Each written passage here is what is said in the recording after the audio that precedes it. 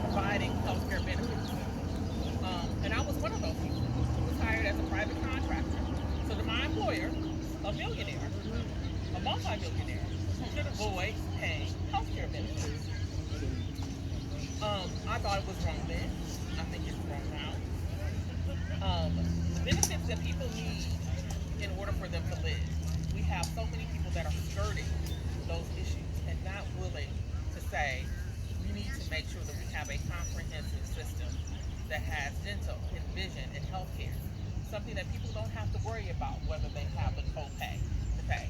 Usually when you go into the hospital now, the first thing they ask you, they send the billing person in. So on the bed and the billing person comes drilling in the computer, right? To find out what kind of insurance you have and if you have the ability to pay. As an African American woman and a nonprofit director, my life expectancy is lower because of the lack of health care insurance for many of our nonprofit directors.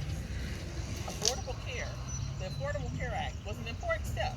It helped many to be in a race, but there are still so many that are still waiting to get to the gate because they can't afford the admission fee. Medicare for All is the great equalizer.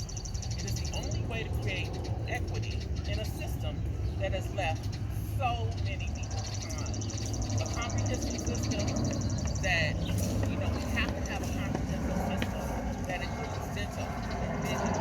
Those things are so important to our communities. Now, what we know about COVID is that COVID has shed a light on the changes that must happen to make sure that people live. And Medicare for All is that change that has to happen to ensure that people live. So, if you don't know my story, 149 days ago, I got COVID. Someone came from out of town to visit my 89-year-old grandmother and gave it to her. And I went to her house to help her live. And I almost died. Right? I went into the hospital, had to go to the emergency room to demand a treatment. To demand a treatment. Not a treatment was given, but to demand a treatment in order to save my life. My grandmother, who was also in the hospital with COVID, lived. For one, because we took very good care of her at home before she went into the system. So she only had to do oxygen a little bit. So this is her story for you today. So my grandmother, who is now 90 years old, said I was laying in the hospital watching them bring young people into the room and watching them bring them out deceased. And I wondered, when was it going to happen to me? When was I going to die? When my grandmother went over to her care after COVID, which should have been included in the CARES Act, they started sending her bills for tens of thousands of dollars. Right? My uncle, who was 68 years old, so there were 10 of us in my family who were all impacted by COVID. My uncle, who is 68, who had no comorbidities, he knew that if we had COVID, he had it too. We're all there together. He started to feel ill one day. We asked him if he needed to go to the hospital. The first thing he said is, I can't because I don't have any health insurance. The next day I came to see him. His arm was white. I said, you need to go to the hospital. Something's wrong. The next day, his arm was black. The next day, his arm was amputated. Oh my God. My uncle is 68 years old.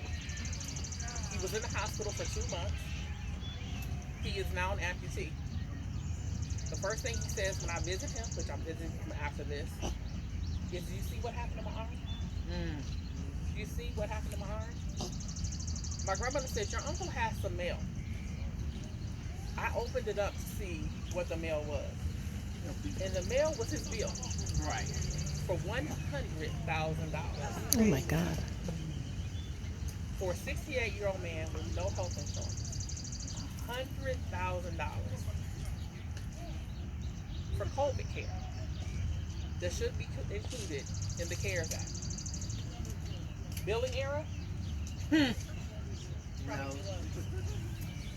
My bill for one day in the emergency room to receive a mitochondrial antibody, $6,800. I had to call them and say, you billed me wrong. This should be included under the CARES Act. And they said, oh, well, let's fix this. So then they started sending me other bills. So Medicare for all, for us, for our community, is that great equalizer. It's a way to make sure that the things that I'm talking about don't happen. My uncle should not have had to worry about, I don't have insurance, so I can't see the doctor. His arm should still be there. My grandmother should not have had to worry about the bill that she got from the nursing facility for being cared for after her COVID treatment. I should not have had to worry about the $6,800 bill that I received for my care. In America, we should not have to worry about whether we live or die because we don't have health care.